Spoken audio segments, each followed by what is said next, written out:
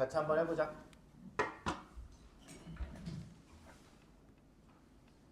쉽게 씌어진 시. 한번 해볼게.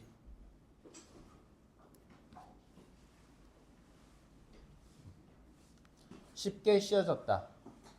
큰 고민 없이 편하게. 요 정도로 생각해도 괜찮을 것 같아. 그래서 편하게 쓴 시 정도로 보면 좋을 것 같은데, 우리 시 내용 워낙 유명하니까 워낙 잘 알고 있고,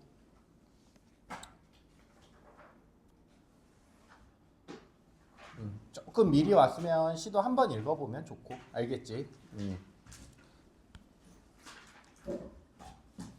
실제로 시의 내용을 읽어보면 이 쉽게 씌어지라는 시의 제목은 반어적 성격에 더 가까워.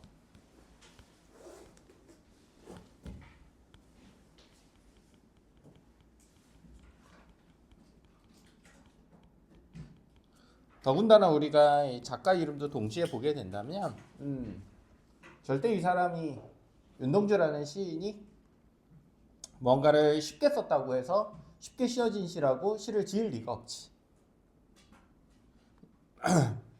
어제 선생님이랑 같이 윤동주 시 하나 했었는데 기억나냐? 어떤 시였는지?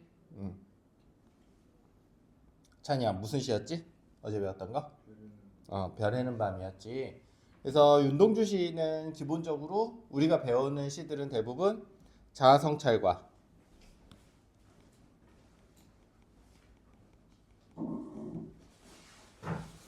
내적 갈등, 그러니까 치열한 자기성찰을 통해서 어떤 작품을 내고 그 과정 속에서 내적 갈등을 겪고 내적 갈등에서 결국은 이상적 자가 현실적 자를 이겨내는 모습들을 많이 그리고 있거든. 그래서 반성 이런 것들을 많이 그리는 작가라고 했었어. 그중 대표적인 작품이 쉽게 씌어진 시, 뭐 자화사, 참회로, 저번 시간에 배웠던 별해는 밤 이런 것들이고, 나머지 시들은 선생님이 이제 숙제로 줄 거야. 알겠지? 그래서 이 쉽게 씌어지는 시라는 제목 자체도 반어적 성격을 갖고 있는 게 시가 쉽게 쓰여질 수 있지. 역설적이진 않아. 시를 어렵게 쓸 수도 있고 쉽게 쓸 수도 있어. 모순적이지는 않은데 실제로 진짜로 쉽게 쓰고선 쉽게 썼다고 하느냐, 그거는 아니라는 거야. 알겠지? 이 치열한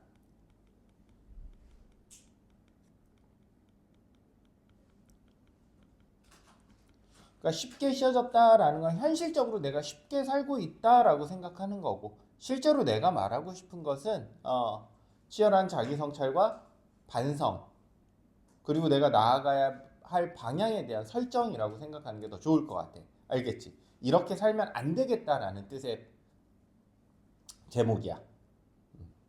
그러니까 오히려 반어적인 거지. 쉽게 살지 말자 라는 내심의 뜻을 품고 말은 뭐라고 해? 쉽게 씌어졌다라고 말을 해. 알겠지?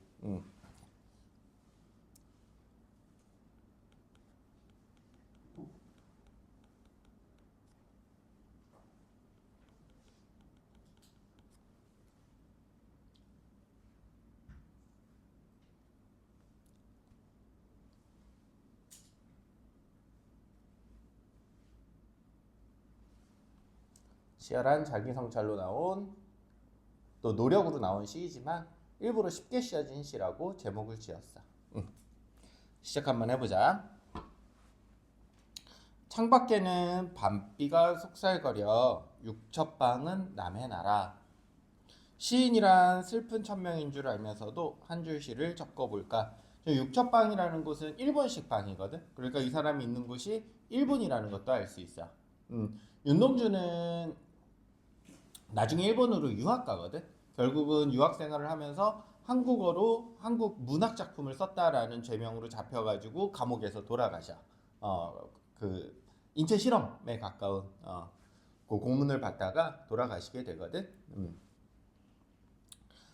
그래서 지금 일본에서 어떤 생각을 하고 있는지도 한번 좀 잘 생각해 보면 좋을 것 같아. 여기는 이제 남의 나라야, 내 나라가 아니야. 시인이란 슬픈 천명, 운명이야. 한 줄 시를 적어볼까?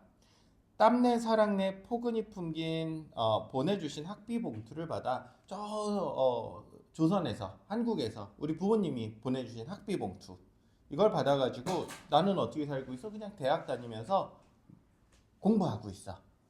그냥 편한 생활을 하고 있다라는 거지. 내가 아르바이트 하고 있는 것도 아니고 그냥 돈 받아서 공부하고 있어. 생각해보면 어릴 때 동물을 하나 둘 죄다 잃어버렸어. 이제 돌아보니 내 주변에 있던 동물들이 다 사라졌어. 이건 진짜 어릴 때일 때도 있고 어릴 때일 수도 있고 혹은 같이 독립운동하던 혹은 그런 활동하던 사람들을 하나 둘씩 잃어버렸다고라도 해석할 수 있어. 나는 무엇을 바라서 나는 무엇을 바라고 있는가? 나는 다만 왜 이렇게 홀로 침전하고 있는 것일까? 침전하다는 가라앉는다는 거거든. 다른 사람들은 나와 다르게 뭔가를 하고 있는 것 같은데 나 혼자 이렇게 가라앉아서 혼자 있는 것인가? 인생은 다들 살기 어렵다는데 시가 이렇게 쉽게 씌어지는 것은 나는 편하게 사는 것만 같아. 부끄러운 일이다. 육첩방은 남의 나라. 창밖에 밤비가 속살거리는데 등불을 밝혀 어둠을 조금 내몰고 싶어졌어. 밖에는 어둠밖에 없어. 그런데 이제 내가 등불을 들고 나서고 싶어. 그리고는 시대처럼 올 아침, 언젠간 올 아침이야. 광복이 되겠지. 기다리는 최후의 나. 나는 나에게 작은 손을 내밀어 눈물과 위안으로 잡는 최초의 약속. 라고 해서 항상 침전하고 그냥 여기서 편하게 살고 있었지만 앞으로는 어떻게 살겠다? 그렇게 살지 않겠다. 라는 걸로 시가 마무리되네. 자, 우리 이거는 윤동주라는 시인도 너무 유명하고 이미 쉽게 씌어진 시라는 것도 너희가 안 배우고 넘어가지 않거든. 고등학교 시절에서 1학년 때 배우든 2학년 때 배우든 3학년 때 배우든 언젠가 한 번은 꼭 보고 넘어가는 시이기 때문에 그냥 일제강점기라는 걸 전제해두고 우리 수업을 해보도록 하자. 알겠지? 창밖에 밤비가 내리고 있다라고 했어. 밤비.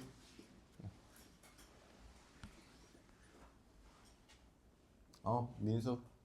저희 의자 가져다가 앉아. 밖에. 그 선생님 일부러 의자를 내놨어. 맨 마지막에 오는 사람이 그 문 있는 자리에 앉으라고. 민수 그래도 오늘 왔네. 좀 늦으면 그냥 자버리고 안 오잖아. 평소에는. 좋아. 그럴 수 있지. 시간적 배경이네.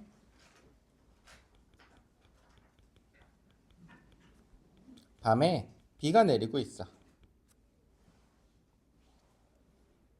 밤비라고 했어. 우울하고 비도 추적추적 내려. 되게 음울한 상황인 것 같지? 밖에 상황이. 그치?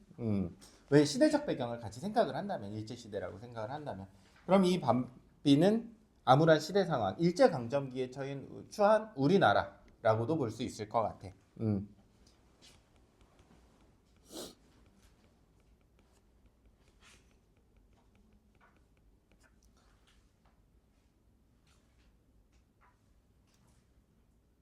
무언가 나라가 위기에 처해야 애국할 기회도 있는 거거든. 선생님이 가끔 드는 예시는 한데 옛날에는 뭐 전쟁 이런 걸 들었는데 이제 최근에 이제 새로운 예시가 생겨가지고 대통령이 계엄을 하고 내란을 해야 그치? 이런 위기 상황이 있어야 사람들이 국회 앞으로 나가가지고 경찰들이랑 대치도 하고 막 맞고 이러는 거거든. 그러니까 뭔가 위기 상황이 생기고 전쟁이 일어나고 이래야 애국할 기회들도 더 많이 생기는 법이야. 평화로운 세상에서는 그럴 일이 잘 없거든. 그러면 이렇게 고민하고 성찰하고 이러할 시간도 사실은 이렇게 나라가 어려울 때 그런 생각을 하게 되겠지. 결국 이 밤비 내리는 순간은 내가 나를 성찰하는 시간이기도 하다. 맞는 선지가 되겠네. 그치?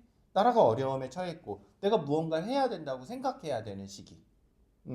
또 실제로 요 시간이라고 해도 밤비가 밖에 내리고 있고 생각하는 시간. 괜찮니? 이래저래 다 적절한 선지일 것 같아.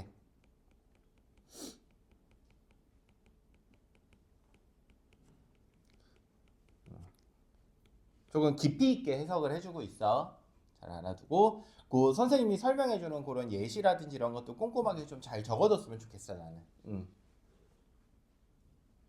속살거리다 청각적 이미지네.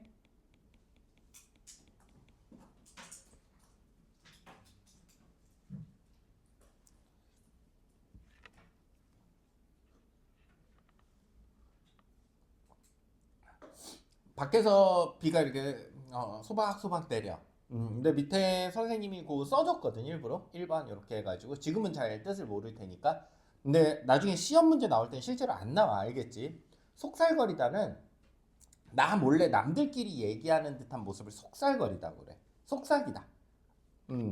그리고 나는 저 밖에서 뭔가 수근수근 되는데 나 혼자 못 듣고 있는 듯한 느낌이 들어. 어. 나는 여기에 고립되어 있어. 어디에? 남의 나라에. 밖에서는 수군대고 나는 혼자 있고 화제의 쓸쓸함을 고조시키고 있다. 맞는 선지가 될까? 맞는 선지가 되겠네. 이유 잘 적어놔 알겠지?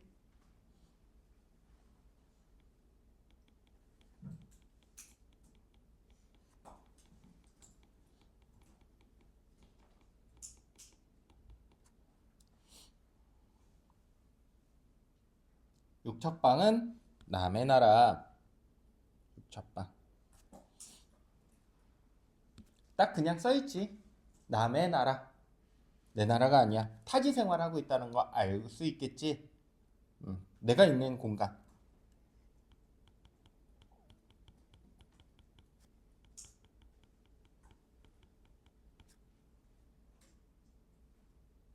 이때 실제로 윤동주 시인이 그 일본 본토에서 그 일본 경찰들에 의해서 되게 감시 많이 받고 이랬었거든.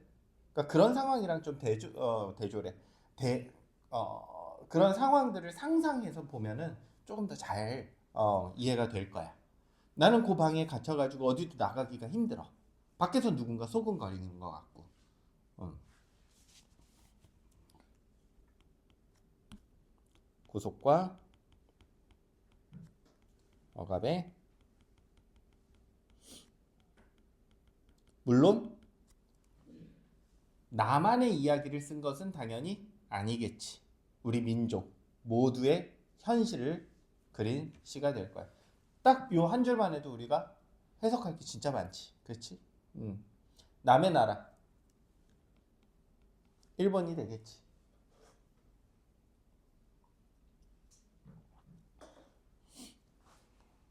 육첩방이라는 것 자체가 일본식 방을 육첩방이라고 그래.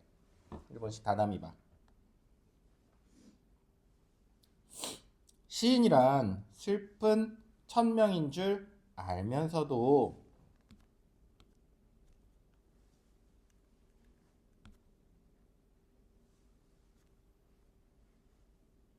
슬픈 천명. 천명이라는 건 하늘의 명령이거든. 하늘이 그렇게 하라고 시킨 거야.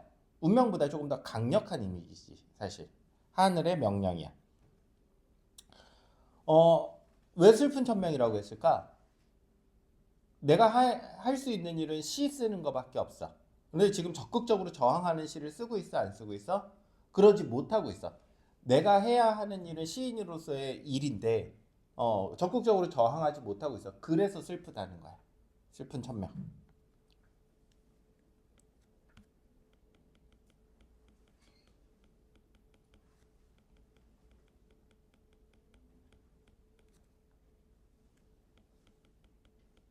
적으로 저항하지 못하고 시를 쓸 수밖에 없어. 내가 할 수 있는 일은 시 쓰는 일밖에 없는데 그렇다고 적극적으로 저항하는 그런 용기도 없어. 그래서 슬프게 생각해. 그렇게 하고 싶은데 그렇게 하지 못하고 있으니까. 이렇게 생각한다는 건 자기를 성찰하고 있다라는 거지. 아, 나는 이러고 있구나.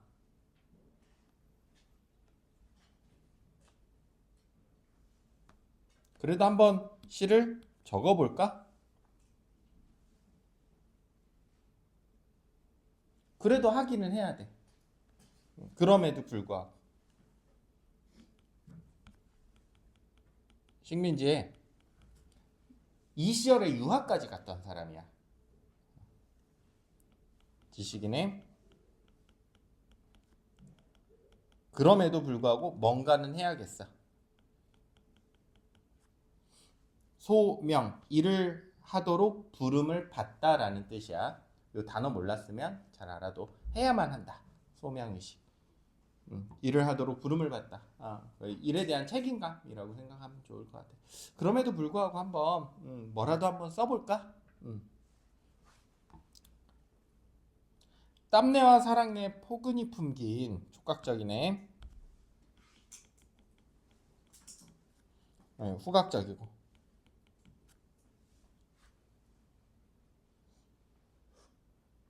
이 사랑 내 같은 거는 그냥 뭐 정말로 그 구체적으로 들어가면 이렇게 하자. 후각적이고 추상적 관념의 구체화이기도 해. 사랑이라는 거 눈으로 볼 수 있니? 볼 수 없어. 귀로 들을 수 있니? 없잖아. 맛볼 수 없고 냄새 맡을 수도 없고 촉각으로 느낄 수도 없어. 이렇게 오감으로 느낄 수 없는 걸 추상적 관념이라고 하고, 오감으로 느낄 수 있는 걸 구체적 관념이라고 하지. 그래서 추상적 관념, 사랑이라는 것을 마치 냄새 맡을 수 있는 것처럼 표현을 했기 때문에. 이해됐지? 어쨌든 땀내, 사랑내. 땀내라고 하면 무슨 뜻인지 알겠지? 실제로 그 돈에서 땀내가 난다는 게 아니야. 노력. 부모님의 노력, 사랑이 포근히 품긴 보내주신 학비 봉투를 받아. 그럼 여기 비유적인 표현 들어간 거야, 안 들어간 거야? 들어간 거지. 실제로 거기서 냄새가 나는 게 아니잖아. 알겠지? 보내주신 학비 봉투를 받아서 쓰고 있어. 가족의 사랑.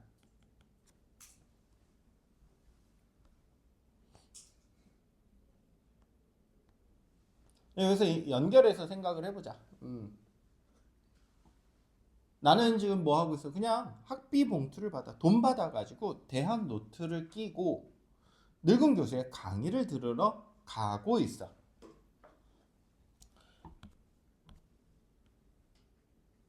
현재형 쓰고 있고. 현재 내가 이렇게 살고 있어.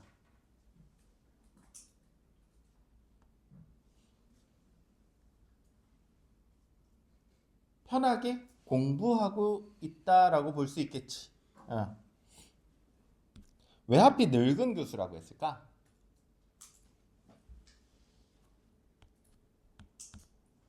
늙은 교수하고 하면 딱 떠오르는 이미지가 뭐야? 되게 진보적이고 적극적이고 현실적이고 뭔가 시대의 상황에 맞서고 이런 느낌이니? 아니면 되게 고리타분하고 좀 고지식하고 이런 느낌이니? 후자에 조금 더 가깝지. 이게 편견이기는 하지만 모든 그런 분들이 그렇다는 건 아니지만 이 시에서 이렇게 표현한 이유가 있을 거 아니야. 그치?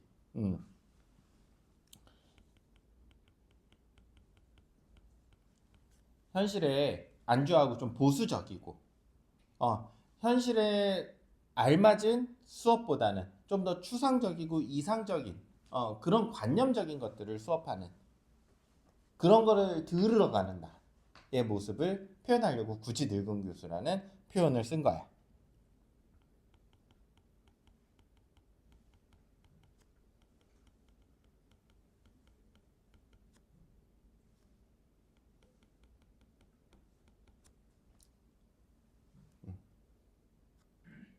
현실적인 이야기보다는 관념적인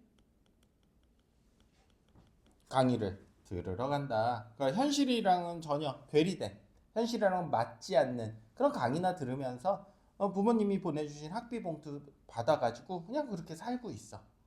나는 조선 최고의 지식인 중 한 명인데 일본에서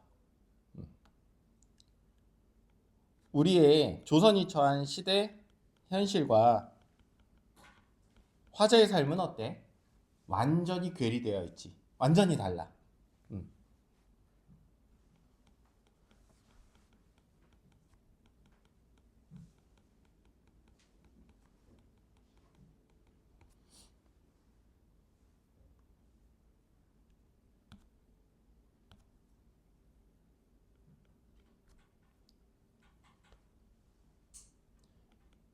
무기력한 자아의 구체적인 모습이 드러나고 있다. 맞는 선지가 되겠네. 구체적인 모습, 구체적인 행동을 통해 시대 현실과 괴리된 화자의 삶을 나타내고 있다. 다 맞는 선지가 될 거야. 생각해보면 어린 때 동물을 하나, 둘, 죄다 잃어버리고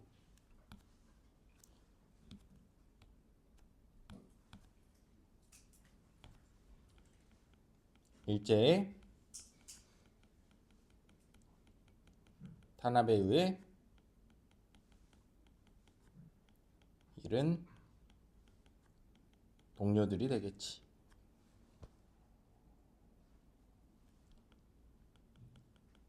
생각해보니까 나는 이렇게 편하게 살고 있는데 어릴 때 나와 뜻을 같이 했던 혹은 같이 공부했던 친구들은 다 사라져 버렸어. 어디론가. 여기를 이제 정확히 잃어버리고라고 했잖아. 그러니까 진짜로 사라져 버린 거야. 나 화자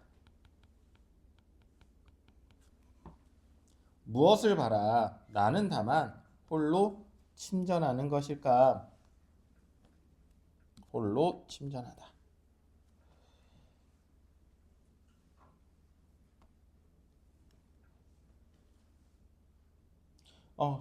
지금 이제 나의 삶을 어떻게 이제 인지하고 있어 보니까 이 좁고 좁은 육첩방 안에서 밤비의 소리를 들으면서 감시당하면서 살고 있고 그럼에도 불구하고 그냥 시대적 현실은 그만큼 어두운 거잖아. 그럼에도 불구하고 그냥 대학이나 다니고 집에서 그냥 무기력하게 이렇게 그냥 살고 있고 남들처럼 적극적으로 나서지도 못해. 쭉 가라앉고 있어. 침전하다. 하강적이야.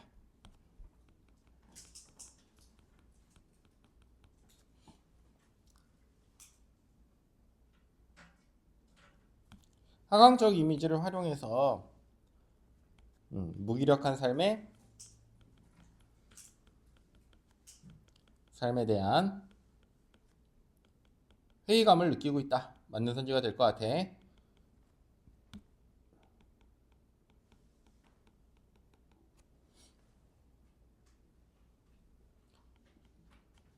그러니까 지금 내가 이렇게 살고 있는 것에 대해서 나를 직시하고 있잖아. 나를 바라보고 있어. 있는 그대로. 자기 성찰을 하고 있니? 맞는 선지 알겠지? 응.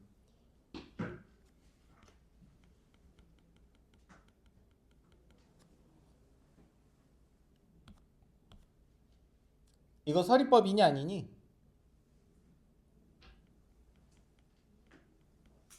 이건 서리법이라고 보기는 어려워. 자주 나오는 문제 중에 하나야. 서리법은 아예 답을 정해놓고 묻는 거거든. 그냥 답정너식으로 물어보는 거야.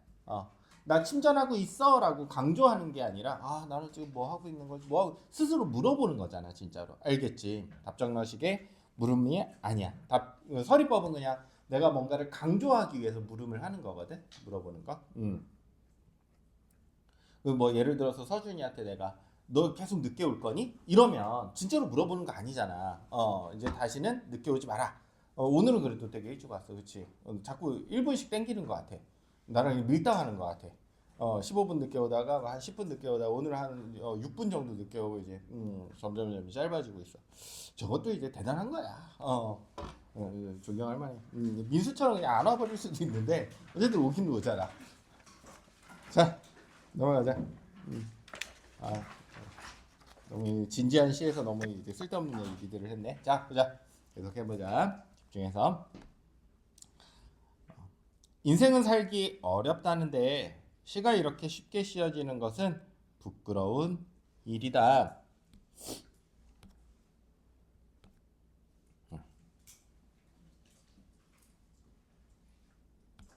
요거 반어적이라고 그랬지?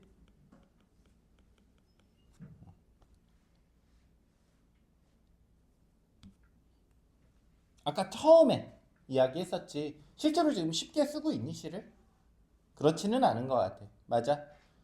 지금 이 시에 대해서 내가 하고 싶은 얘기는 뭐야? 쉽게 사는 것에 대한 반성이지. 쉽게 사는 것 같은 아주 치열한 자기 성찰을 위해서 쓰고 있어. 그래서 이걸 통해 가지고 무슨 말을 하고 있어? 시대 현실과 그냥 이렇게 편하게 아무 무의미한 시를 쓰는 것 사이에 괴리감에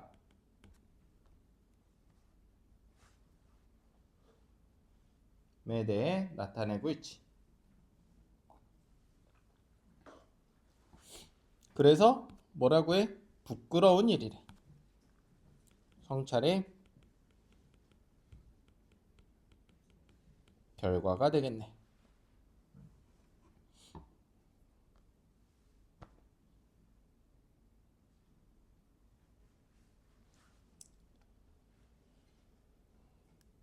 이제 또 1년이 반복되네. 중요한 기록이기도 해.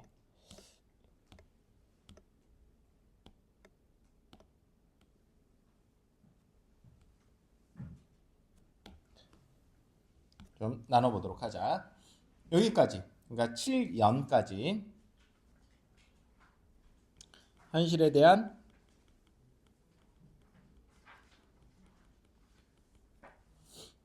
인식,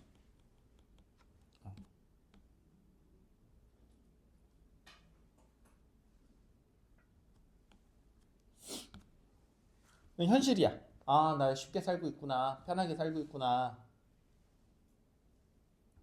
이러면 안 될 텐데. 나 왜 이렇게 혼자 이렇게 무기력하게 살고 있는 거지? 왜 이렇게 침전하고 있지? 내적으로 갈등하고 있어. 우리 뒷부분은 조금 이따가 정리 한번 해보자. 다 한번 해석해보고. 육첩방은 남의 나라. 창밖에 밤비가 속살거리는데 반복하고 있지.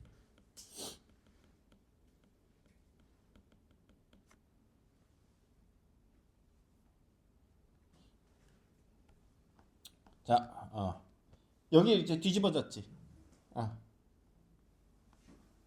이렇게 뒤집어졌어. 뭔가 바뀌고 있네.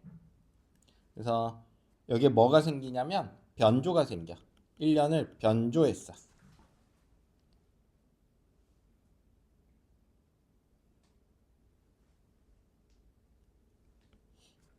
현실을 다시 한번 생각하는 거. 여기 일본이구나.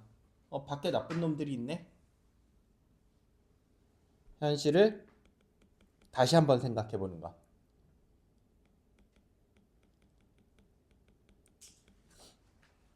미안해. 내용이니까 파란색으로.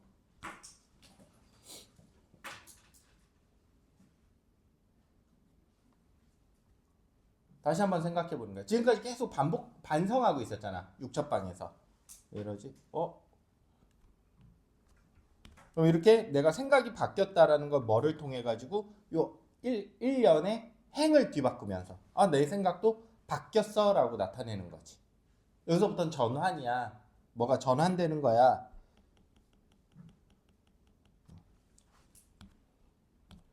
이걸 통해서 시상의 전환도 나타내고 있다.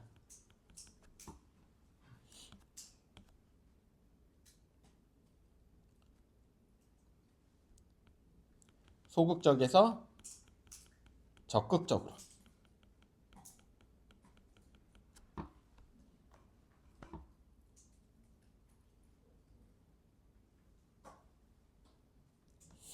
밤비가 속살거리니까 뭐 하고 싶어? 밖에 밤이잖아. 등불을 밝히고 싶어. 누가? 내가.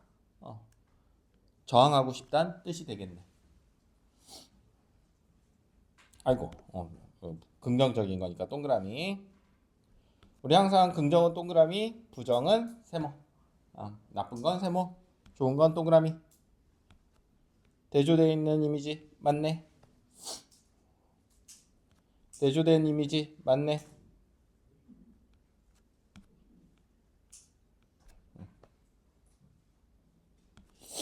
저항이지가 되겠네. 아, 이렇게 살면 안 되겠다. 나 지식인인데 내가 나서야지. 어둠, 암담한 현실.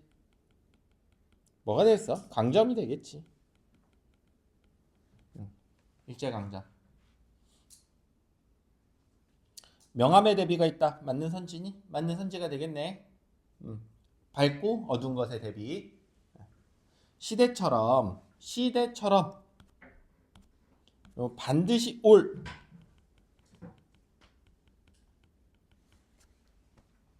반드시 올 아침 광복을 기다리는 최후의 날. 최후의 나라고 하면 죽음을 각오한 나 정도로 해석하면 좋을 것 같다. 이제 죽음을 각오했어.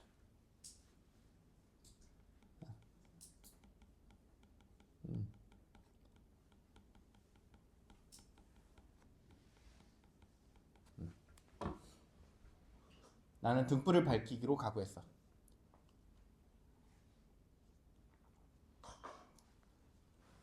마치 미래를 알고 시를 쓰신 것만 같아. 광복을 못 보고 돌아가실 걸 알고. 나는 나에게 작은 손을 내밀어 눈물과 위안으로 잡는 최초의 악수. 여기도 문제 정말 많이 나와.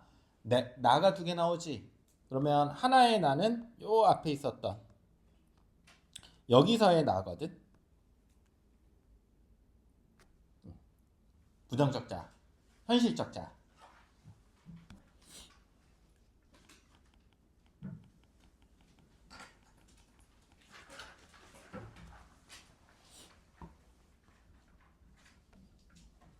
여기에 나는 이상적 자.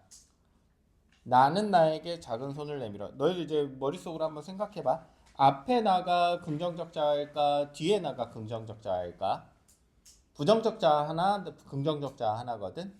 요거 구분하라는 거 많이 나와. 작은 손을 내밀어 눈물과 위안으로 잡는 최초의 악수. 야, 이렇게 살면 안 돼 라고 해서 친절한 나를 끌어올리는 거. 시 바로 앞에 나가 되겠지. 그치? 응. 그래서 내면 이상적. 자, 요 뒤에 나는 현실적. 자,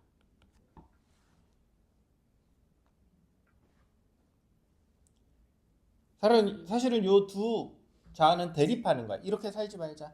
야, 이 정도면 충분해. 그럼 부모님이 그냥 보내주신 학비 봉투 받으면서 살지 뭐. 아니야, 이러면 안 돼. 우리 대항해야 돼. 죽음을 각오하고라도 우리 싸워내야 돼. 결국은 누가 이겼어? 이상적 자아가 이기고, 우린 이렇게 살면 안 돼. 눈물과 위안으로 잡는 최초의 악수. 뭔가 결심을 하게 되는 딱 그 순간인 것 같이. 이 악수는 두 자아의 화해이자 대립하고 있다가 그렇게 생각하면 돼. 너희들 영화에서도 영화적인 표현으로도 많이 나오는데 어떤 일이 있을 때 막 갈등할 때 한쪽에 천사가 뽕 떠오르고 한쪽에 악마가 뽕 떠올라서 막 내면의 두 자아가 싸우잖아. 그치? 거기서 이제 누가 이긴 거야? 천사가 이긴 거야. 천사가 이제 악마한테 너 그렇게 하면 안 돼 하고 설득해낸 거라고.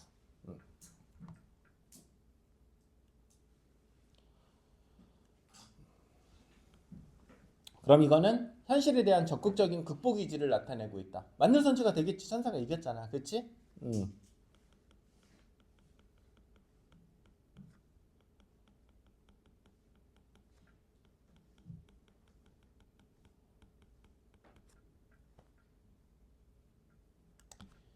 악수. 명사 종결했네. 그래서 여운을 형성하고 있다. 맞는 선지가 될 것 같다. 자, 그래서 우리 여기서 딱 나뉘는 게 요 뒤에서부터는 이제 화해 과정을 나타내고 있지. 그리고 그 내면적 자가 이겨내는 과정, 현실적 자를 와 화해하는 과정, 그거를 나타내고 있네. 현실에 대한 극복 의지를 나타내고 있다. 그래서 내적 갈등이 결국엔 해소된다. 천사와 악마 중에 한쪽이 승리하더라.